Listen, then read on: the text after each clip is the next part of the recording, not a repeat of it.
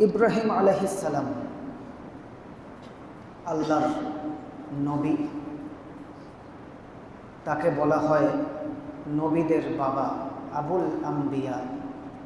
কেননা তার বংশধর থেকেই সবচেয়ে বেশি নবী রাসূলগণ এই পৃথিবীতে এসেছেন।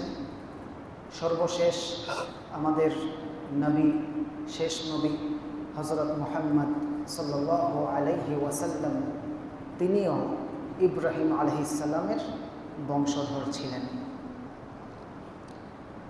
ইব্রাহিম আলাইহিস সালাম তার পরীক্ষা শুরু হয়েছে ধরতে গেলে জন্মলগ্ন থেকেই। ইব্রাহিম আলাইহিস সালামের পিতা ছিলেন একজন মুশরিক, মূর্তি পূজারী। তিনি পেশায় ছিলেন একজন কাঠ মিস্ত্রি। তবে তার এই কাঠ মিস্ত্রির পেশা, তিনি সাধারণত চেয়ার টেবিল বানিয়ে ওই পেশায় নিয়োজিত হননি। ইব্রাহিম আলাইহিস সালামের পিতা কাঠের মূর্তি তৈরি করতেন এবং সেই মূর্তি বাজারে বিক্রি করতেন। এমন একটি পরিবারে ইব্রাহিম আলাইহিস সালাম জন্মগ্রহণ করেছেন। আর ইব্রাহিম আলাইহিস সালাম ছিলেন তাওহীদবাদী।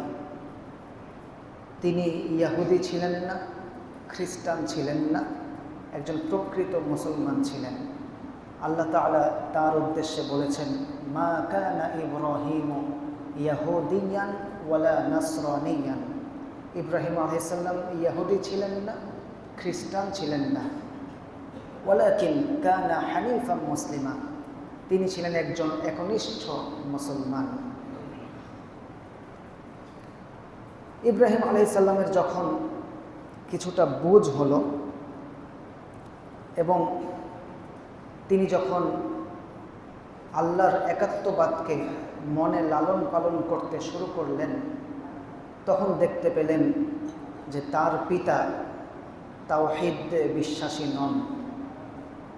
তার পরিবার, তার সমাজ, এমনকি তার দেশের রাষ্ট্রপ্রধান, তিনিও তাওহীদে বিশ্বাসী নন।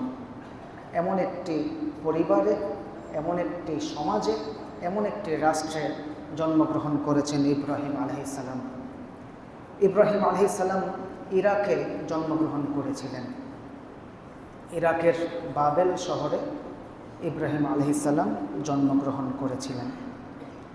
তো যখন তিনি এই অবস্থা দেখতে পেলেন যে পিতা তাওহীদ বিরোধী, তার সমাজ তাওহীদ বিরোধী, তার রাষ্ট্রপ্রধান তাওহীদ বিরোধী, এই অবস্থায় তিনি দাওয়াতি কাজে, দাওয়াতি মিশনে নামলেন। প্রথমেই তার পিতার সাথে ইব্রাহিম আলাইহিস সালামের আকুতিপূর্ণ এক তর্কযুদ্ধ হলো।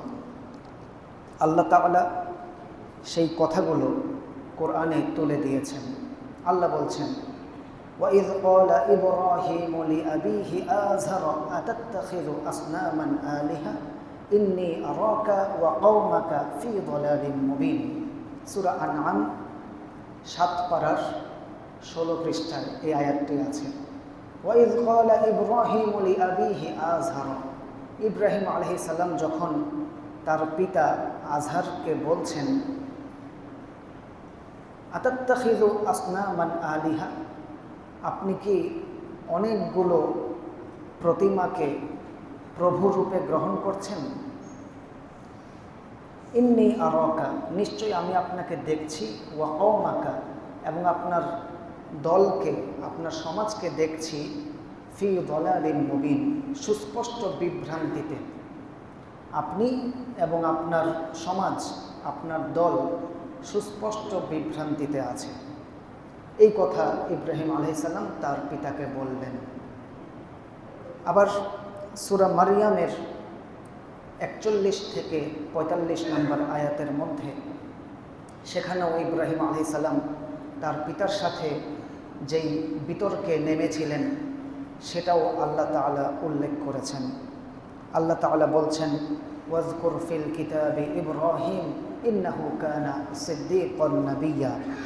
এই কিতাবে ইব্রাহিমের কথা বর্ণনা করুন, নিশ্চয়ই ইব্রাহিম ছিলেন চরম সত্যবাদী একজন নবী। এরপর ইব্রাহিম আলাইহিস সালাম 4টি আকুতি করেছেন তার পিতার কাছে। 1 নম্বর আকুতি, ইয়া আবাতি লিমা তা'বুদু মা লা ইয়াসমাউ ওয়া লা ইউবসিরু ওয়া লা ইউগনি আনকা শাইআ। 1 নম্বর আকুতি, ইয়া আবাতি লিমা তা'বুদু মা লা ইয়াসমাউ ওয়া লা ইউবসিরু ওয়া লা ইউগনি আনকা শাইআ। হে আমার পিতা, লিমা তা'বুদু, আপনি কি এসব উপাসনা করেন? মা লা ইয়াসমাউ, যারা কিছুই শুনে না, ওয়ালা ইউবসিরু, কিছুই দেখে না, ওয়ালা ইউগনি আনকা শাইআ, এবং যা আপনার কোনো উপকার করতে পারে না। এসব কি ইবাদত করছেন? কথা বলতে পারে না, শুনে না, দেখে না, উপকার করতে পারে না। এই কথা বলার পর দ্বিতীয়বার আরেকটি আকুতি জানালেন তার পিতাকে, ইয়া আবাতি ইন্নী কদ জাআনি মিনাল ইলম মা লাম ইয়াতিকা ফাত্তাবি'নি আহদিকা সিরাতান সাওয়িয়্যা। হে আমার পিতা, নিশ্চয়ই আমার কাছে এমন এক জ্ঞান এসেছে যে জ্ঞানটা আপনার কাছে আসেনি। আপনি যদি আমার অনুসরণ করেন, আমি আপনাকে সহজ সরল পথ দেখাবো। ইব্রাহিম আলাইহিস সালামের কাছে আল্লাহ প্রদত্ত তাওহীদবাদী জ্ঞান এসেছিল। দ্বিতীয় আকুতি গেল।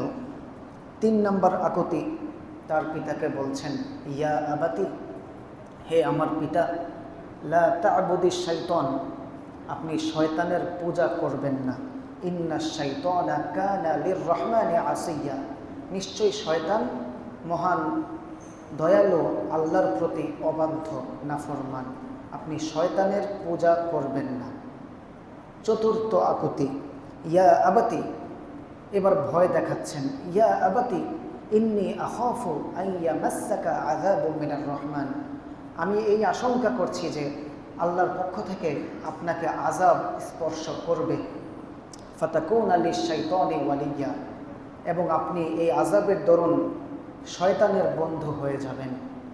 এই 4টি আকুতি করার পর এবার তার পিতা জবাব দিচ্ছেন। তার পিতার মেজাজ ইতোমধ্যেই কি গরম হয়ে আছে। 180 ডিগ্রি তাপমাত্রা, 360 ডিগ্রি তাপমাত্রা, মেজাজ গরম ইব্রাহিমের পিতার। ইব্রাহিম আলাইহিস সালামের পিতা ছেলের এই আকুতি মিনতি এগুলোকে গণায় না ধরে তিনি বলছেন, ক্বালা আরাগিবুন আনতা আন আলিহাতি ইয়া ইব্রাহিম, হে ইব্রাহিম, তুমি কি আমার প্রভুদের কাছ থেকে আমাকে মুখ ফিরিয়ে নিচ্ছ? লা ইল্লাম তানতাহি লা আরজুমান্নাকা ওয়াহজুরনি মালিয়্যা, আমি অবশ্যই পাথর মেরে তোমাকে চূর্ণ বিচূর্ণ করে দিব, তুমি এখান থেকে দূরে সরে যাও। কত বড় জঘন্য কথা! ছেলে এত আকুতি মিনতি করে পিতার কাছে ভালো কথা বলল, আর তার পিতা জবাব দিল কি, লা আরজুমান্নাকা, আমি তোমাকে পাথর নিক্ষেপ করব, ওয়াহজুরনি মালিয়্যা, আমার কাছ থেকে দূরে সরে যাও। এই কথা পিতা পুত্রকে বলল। এবার ইব্রাহিম আলাইহিস সালাম তার পিতাকে দাওয়াত দিয়ে এবার গেলেন সমাজের কাছে, পাড়া প্রতিবেশী সমাজের কাছে তিনি গিয়ে বক্তব্য দিলেন। সেই বক্তব্যটা আল্লাহ তাআলা সূরা আনকাবুতের 16-17 নম্বর আয়াতে উল্লেখ করেছেন। ইব্রাহিম আলাইহিস সালাম তার সমাজের লোকদেরকে বলছেন, ওয়া ইব্রাহিমা ইয ক্বালা লিকওমিহি ইবুদুল্লাহ, স্মরণ করুন ইব্রাহিম আলাইহিস সালামকে যখন তিনি তার দলকে বললেন, তার সম্প্রদায়কে বললেন, তার গোষ্ঠীকে বললেন, উ'বুদুল্লাহ, তোমরা আল্লাহর ইবাদত করো, ওয়াত্তাকুহু, এবং তাকেই ভয় করো। আল্লাহর ইবাদত করো এবং তাকেই ভয় করো। যালিকুম খায়রুল লাকুম, এটাই হচ্ছে তোমাদের জন্য কল্যাণকর। ইন কুনতুম তা'লামুন, যদি তোমরা জানো। ইন্নামা তা'বুদুনা মিন দুনিল্লাহি আওসানা ওয়া তাখলুকুনা ইফকা, নিশ্চয়ই তোমরা আল্লাহকে বাদ রেখে মূর্তির পূজা করছো। ওয়া তাখলুকুনা ইফকা, এবং মিথ্যার উদ্ভাবন করছো। ইন্নাল্লাযীনা তা'বুদুনা মিন দুনিল্লাহ, নিশ্চয়ই যারা আল্লাহ ছাড়া তোমরা যারা আল্লাহ ছাড়া অন্যের ইবাদত করো, লা ইয়ামলিকুনা লাকুম রিজকা, তারা কিন্তু তোমাদের রিজিকের মালিক নন। ফাবতাগু ইনদাল্লাহির রিজক, সুতরাং তোমরা আল্লাহর কাছে রিজিক তালাশ করো। ওয়া'বুদুহু, তার ইবাদত করো। ওয়াশকুরু লাহু ইলাইহি তুরজাউন, এবং তার শুকরিয়া আদায় করো, নিশ্চয়ই তার কাছেই তোমাদেরকে ফিরে যেতে হবে। এই আয়াতে ইব্রাহিম আলাইহিস সালাম তার সমাজকে কি বললেন? যে হে সম্প্রদায়ের লোকেরা, তোমরা আল্লাহর ইবাদত করো, আল্লাহকে ভয় করো। তোমরা যাদের ইবাদত করছো তারা রিজিকের মালিক নয়। তোমরা আল্লাহর কাছে রিজিক তালাশ করো, আল্লাহরই ইবাদত করো, আল্লাহর শুকরিয়া আদায় করো, নিশ্চয়ই তোমাদেরকে তার কাছেই ফিরে যেতে হবে। কিন্তু ইব্রাহিম আলাইহিস সালামের গোষ্ঠী সম্প্রদায়, ইব্রাহিম আলাইহিস সালামের সেই সমাজ ইব্রাহিমের কথায় কান দিল না। পিতাকে বোঝালেন, সমাজকে বোঝালেন, বাকি রইল ইব্রাহিমের দেশের রাষ্ট্রপ্রধান। তৎকালীন সময় ইব্রাহিম আলাইহিস সালামের যুগে রাষ্ট্রপ্রধান ছিল নমরুদ। রাষ্ট্রপ্রধান কে ছিল? নমরুদ। বিখ্যাত নাম, বিখ্যাত স্বৈরাচার নমরুদ। ইতোমধ্যে নমরুদের কানে কথা গেল যে ইব্রাহিম নামের এক ছেলে এরকম এরকম করছে, নমরুদের ভাষায় সমাজে বিশৃঙ্খলা করছে। এবার নমরুদ এমন এক স্বৈরাচার সরকার, নমরুদ নিজেই নিজেকে খোদা দাবি করে বসেছে। নমরুদ নিজেকে খোদা দাবি করে বসেছে। প্রায় 400 বছর নমরুদ ক্ষমতায় ছিল।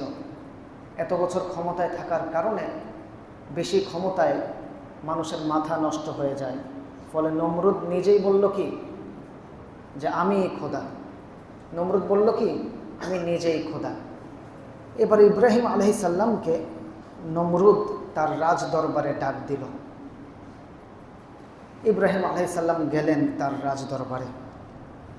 এবার ইব্রাহিম আলাইহিস সালাম এতদিন বিতর্ক করেছেন পিতার সাথে, সমাজের সাথে, এখন সরাসরি বিতর্ক রাষ্ট্রপ্রধান নমরুদের সাথে। একদিকে নমরুদ আর একদিকে ইব্রাহিম আলাইহিস সালাম।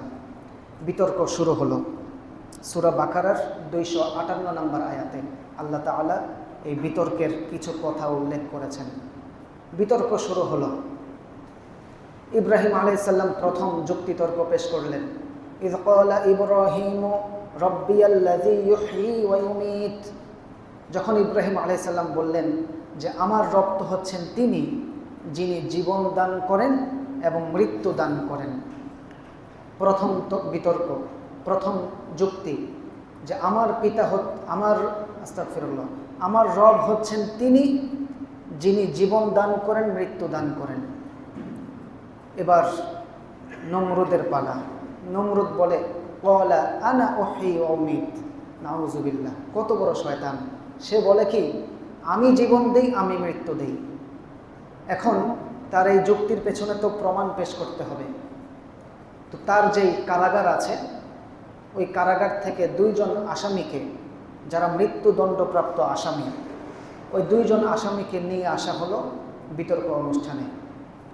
এরপর এক আসামিকে নমরুদ মৃত্যুদণ্ড দিলেন, আরেক আসামিকে বেকসুর খালাস করে দিলেন।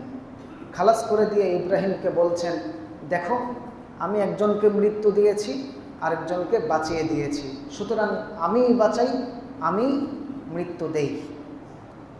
ইব্রাহিম আলাইহিস সালাম বুঝতে পারলেন যে নমরুদের মাথা ভর্তি গোবর। নমরুদের মাথা ভর্তি কি? গোবর। এবার ইব্রাহিম আলাইহিস সালাম বললেন, ক্বালা ইব্রাহিমু ফাইন্নাল্লাহা ইয়াতি বিশ-শামসি মিনাল মাশরিক, নিশ্চয়ই আল্লাহ তাআলা পূর্ব দিক থেকে সূর্যকে টেনে আনেন। ফাতি বিহা মিনাল মাগরিব, তুমি এই সূর্যকে পশ্চিম দিক থেকে আনো তো দেখি। আমার আল্লাহ পূর্ব দিক থেকে সূর্য ওঠায়, দেখি তুমি পশ্চিম দিক থেকে সূর্য উঠাতে পারো কি না। ফাবহিতাল্লাযী কাফারা, ওই কাফের হতভম্ব হয়ে গেল। এবার এতদিন তো পিতার সাথে যুদ্ধ, পিতা তো আর সন্তানকে মারতে পারে না, সমাজের লোকজন আর কী বা করবে, কিন্তু এখন তো সরাসরি তর্কযুদ্ধ কার সাথে? রাষ্ট্রপ্রধান নমরুদের সাথে। এবার নমরুদের সাথে যখন তর্কে জিতে গেল, তখন নমরুদ কি করবে? একটা প্রবাদ আছে যে মূর্খ ক্ষমতাধররা যখন তর্কে না পারে তখন তারা আক্রমণে যায়। মূর্খ ক্ষমতাধরেরা যখন তর্কে যুদ্ধে না পারে তখন তারা হাত তুলতে যায়, আক্রমণ করতে চায়। এবার ইব্রাহিম আলাইহিস সালামের বিরুদ্ধে নমরুদ এবং তার দলের কর্মীরা সবাই বলল কি, ক্বালু বুনু লাহু বুনিয়ানান ফালকুহু ফিল জাহিম, তার জন্য একটি অগ্নিকুণ্ড তৈরি করো এবং তাকে অগ্নিকুণ্ডে নিক্ষেপ করো, আগুনে নিক্ষেপ করো। আরেক জায়গায় আল্লাহ বলেছেন, তারা বলল ক্বালু হাররিকুহু, তাকে আগুনে পুড়িয়ে ফেলো, ওয়ানসুরু আলিহাতাকুম, ইব্রাহিমকে আগুনে পুড়িয়ে তোমরা তোমাদের প্রতিমাদেরকে রক্ষা করো, সাহায্য করো। এই কথা বলার পর ইব্রাহিম আলাইহিস সালামের উপরে মৃত্যু পরোয়ানা জারি হয়ে গেল। ইব্রাহিম আলাইহিস সালামের উপর মৃত্যু পরোয়ানা জারি, তাকে একটি ঘরে বন্দি করে রাখা হলো এবং নমরুদ সরকার নির্দেশ দিল আগুনের অগ্নিকুণ্ড তৈরি করতে। বর্ণিত আছে প্রায় 40 দিন যাবৎ লাকড়ি সংগ্রহ করে অগ্নিকুণ্ড তৈরি করা হলো। আবার এখানে এমন এক চালাকি করলো নমরুদ, এটার মধ্যে একটা দরবেশি সুরত দিয়ে দিল। সাধারণ মানুষকে এটা বোঝানো হলো, তোমরা যদি ইব্রাহিমকে পোড়ানোর জন্য লাকড়ি দাও তাহলে তোমাদের মনের আশা পূরণ হবে। তাফসিরে ইবনে কাসির উল্লেখ আছে, তৎকালীন সময়ে কেউ যদি অসুস্থ হতো, এই সুস্থতা থেকে মুক্তির জন্য তারা মান্যত করত এই বলে যে আমি যদি সুস্থ হয়ে যাই তাহলে ইব্রাহিমকে পোড়ানোর জন্য আমি লাকড়ি দান করব। নাউজুবিল্লাহি মিন যালিক। তো এভাবেই ইব্রাহিম আলাইহিস সালামকে মৃত্যুর জন্য প্রস্তুতি নিতে হলো এবং অগ্নিকুণ্ড নির্মাণ হলো। এই পুরোটাই হচ্ছে একটা পরীক্ষা। এই পরীক্ষাটা হচ্ছে নিজের পিতার সাথে, সমাজের সাথে, রাষ্ট্রের সাথে। 1 নম্বর পরীক্ষা শেষ হলো, দ্বিতীয় পরীক্ষা শুরু। দ্বিতীয় পরীক্ষা তো এটাই যে তাকে আগুনে নিক্ষিপ্ত হতে হবে। তারা তো অগ্নিকুণ্ড নির্মাণ করলো এবং এই আগুনের তাপ এতটাই প্রখর ছিল, তাফসিরের কিতাবগুলোতে বলা আছে যে ওই অগ্নিকুণ্ডের উপর দিয়ে কোনো পাখি উড়ে যেতে পারত না। পরিবেশটা এতটাই অন্ধকারাচ্ছন্ন হয়ে গিয়েছিল এবং দূষিত হয়ে গিয়েছিল। এবার ইব্রাহিম আলাইহিস সালামকে আগুনে নিক্ষেপ করা হচ্ছে। তিনি আল্লাহর কাছে দোয়া করলেন, আল্লাহুম্মা আনতাল ওয়াহিদু ফিস সামা, হে আল্লাহ, উপরে কেবলমাত্র আপনিই আছেন, ও আনাল ওয়াহিদু ফিল আরদ, এবং এই জমিনে আপনার ইবাদত করার মতো আমি কেবল একমাত্র আছি। লাইসা আহাদুন ইয়াবুদুকা গায়রি, আমি ছাড়া আর কেউই আপনার ইবাদত করে না। হাসবি আল্লাহু ওয়া নি'মাল ওয়াকিল, আল্লাহ তাআলাই উত্তম অভিভাবক রূপে আমার জন্য যথেষ্ট। ইব্রাহিম আলাইহিস সালামকে যখন আগুনে নিক্ষেপ করা হচ্ছে তখন তিনি এই দোয়া পাঠ করেছেন, হাসবি আল্লাহু ওয়া নি'মাল ওয়াকিল, হাসবি আল্লাহু ওয়া নি'মাল ওয়াকিল, এই দোয়া পাঠ করছিলেন। আরেকটি দোয়া উল্লেখ আছে, তিনি বলেছেন, লা ইলাহা ইল্লা আনতা সুবহানাকা রব্বুল আলামিন, লাকাল হামদু ওয়া লাকাল মুলকু লা শারীকা লাক, হে আল্লাহ, আপনি মহা পবিত্র, বিশ্ব জগতের অধিপতি। লাকাল হামদু, প্রশংসা কেবলমাত্র আপনার। ওয়ালাকাল মুলকু, রাজত্ব কেবলমাত্র আপনার। লা শারীকা লাক, আপনি ছাড়া, আপনার সাথে কোনো শরিক নেই। এই কথা বলে ইব্রাহিম আলাইহিস সালামকে আগুনে নিক্ষেপ করা হলো। এই অবস্থা দেখে পৃথিবীর সকল প্রাণীরা ইব্রাহিম আলাইসাল্লামকে বাঁচানোর জন্য যার যতটুকু ক্ষমতা আছে ততটুকু ক্ষমতা দিয়ে ইব্রাহিম আলাইসাল্লামকে বাঁচানোর চেষ্টা করলেন। কেননা আল্লাহ তাআলার সৃষ্টি পশু পাখি সবসময় কুল্লুন কদ আলিমা সলাতাহু ওয়া তাসবিহা, প্রত্যেকে সবসময় ইবাদত বন্দেগীতে লিপ্ত থাকে। কেবলমাত্র গিরগিটি নামক একটি বিষাক্ত প্রাণী, গিরগিটি, সে ওই আগুনে ফু দেওয়া শুরু করলো, যেমন আগুনটা আরও উত্তপ্ত হয়। এই কথাটি রাসূলুল্লাহ সাল্লাল্লাহু আলাইহি ওয়াসাল্লামের হাদিস, সুনানে ইবনে মাজার 32-31 এই হাদিসে বলা আছে, হযরত আয়েশা রাদিয়াল্লাহু তাআলা আনহার ঘরে একবার এক মহিলা প্রবেশ করল। প্রবেশ করে দেখে ঘরের মধ্যে একটা বর্ষা। আয়েশা রাদিয়াল্লাহু তাআলা আনহাকে জিজ্ঞাসা করলেন ওই মহিলা যে এই বর্ষা দিয়ে আপনি কি করেন? বলে যে আমি এটা দিয়ে গিরগিটি মারি। কেননা এই গিরগিটি ইব্রাহিম আলাইহিস সালামের অগ্নিকুণ্ডে ফু দিয়েছিল যেন আগুনটা কি বেড়ে যায়, উত্তপ্ত হয়। এজন্য গিরগিটি মারলে সওয়াব হয়, হাদিসে আছে। আচ্ছা, যখন ইব্রাহিম আলাইহিস সালাম আল্লাহকে বললেন যে হাসবি আল্লাহু ওয়া নি'মাল ওয়াকিল, আল্লাহই যথেষ্ট, আল্লাহই যথেষ্ট, এবার আল্লাহ তাআলা আগুনকে নির্দেশ দিলেন, কুল্লা ইয়া নারু কুনি বারদান ওয়া সালামান আলা ইব্রাহিম, হে আগুন তুমি শীতল এবং কোমল ঠান্ডা হয়ে যাও ইব্রাহিমের উপরে ঠান্ডা হয়ে যাও। আগুন নিমিষেই সহ্য করার মতো ঠান্ডা হয়ে গেল।